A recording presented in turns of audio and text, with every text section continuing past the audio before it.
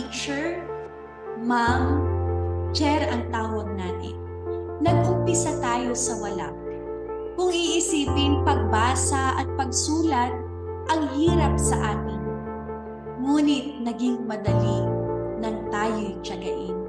Sa paglipas ng panahon, karunungan ay umantas na dahil kay ma'am na sa atin ay pantas.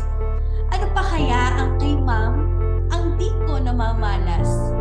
Siya din kaya ay hirap ang dinanas? Si teacher ay tao at hindi superhero. Siya ay seryoso at hindi nagbibiro. Upang tayong estudyante ay hindi matuliro. Kahit na paminsan-minsan, siya ay nagbibiro. Kaya sa araw na ito, ikaw ay natatangi.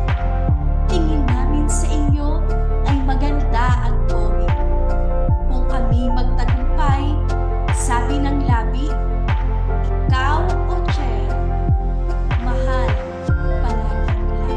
Maligayang araw po ng mga guro.